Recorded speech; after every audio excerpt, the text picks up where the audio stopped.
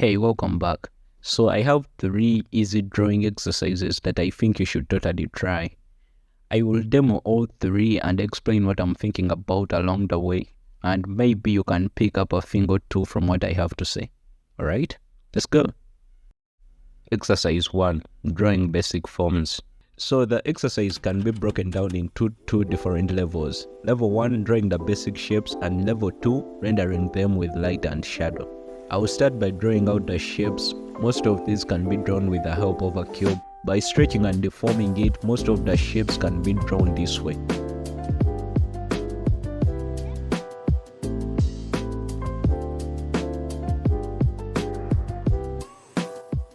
Now let's add some shading to make them look more 3D. Hey, Future Benji here. So I realized that I recorded less audio. I didn't explain that much in most of these exercises. So I'll be jumping in to explain what I'm actually doing, like with each exercise. And for this, the first exercise, you see me drawing lines on the forms and on the, I guess let's call it a flow.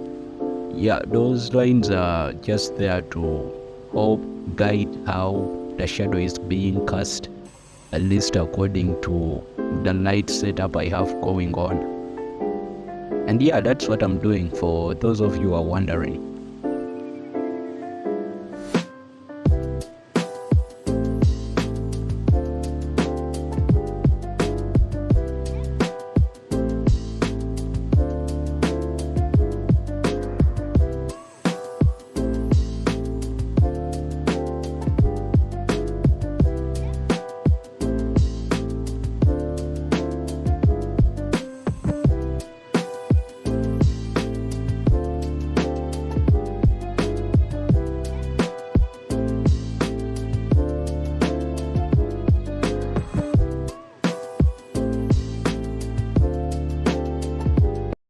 Exercise number 2.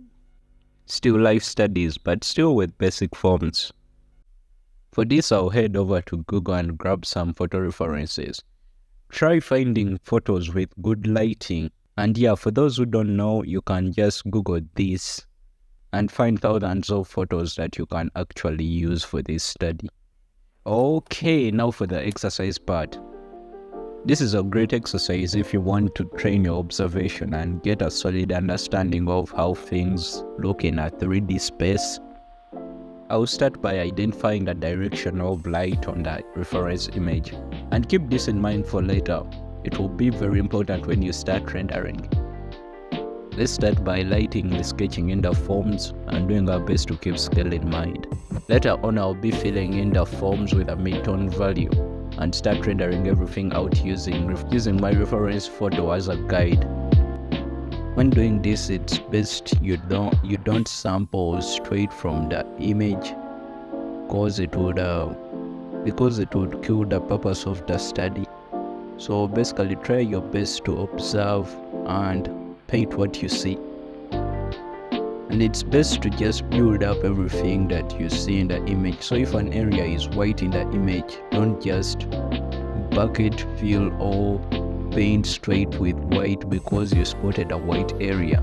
It's best that you build up towards that value instead of just slapping it down right on your painting.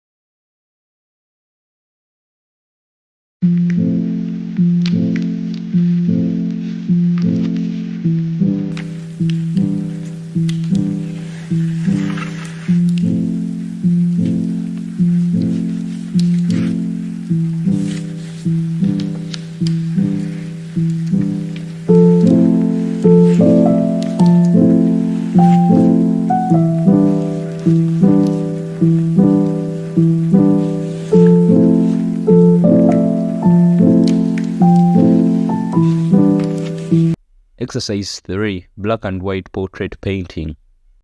Hey, we are back at Google again.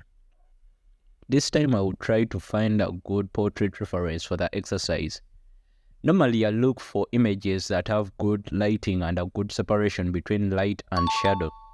We will create 4 different levels of blur on our image.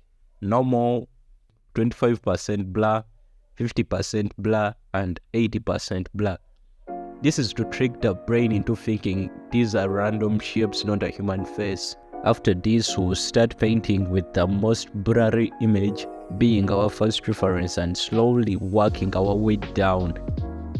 Normally when I do this sort of portrait painting, my aim is not realism or capturing the likeness of the person in the image.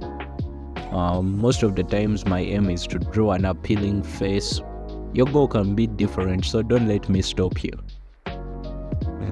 I'm doing all this with a soft round brush with a 0% hardness. I later on, as I go through the different levels of blur we have applied on our image, I start increasing the hardness of the brush, but I'm basically using one brush for everything, which is the basic round brush that you can find in any drawing software. Later in the final stages, I use a textured brush just to have a little bit of texture on the image to give it that sort of a painterly look that you would see on a traditional kind of piece or a pencil portrait or something like that. But you can do this with just one brush, so brushes aren't necessary for this.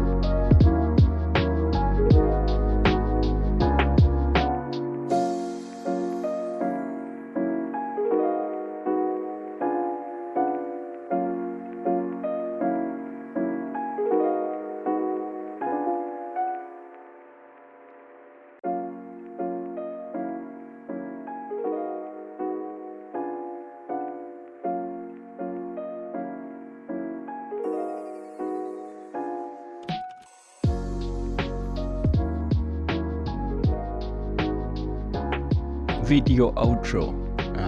What the hell do I say here? So what did you think of the exercises? If you like them and give them a try, tag me on Instagram or Twitter. I would love to see what you make. And like, subscribe, all that YouTube stuff, and best of luck on your drawing journey. Thank you.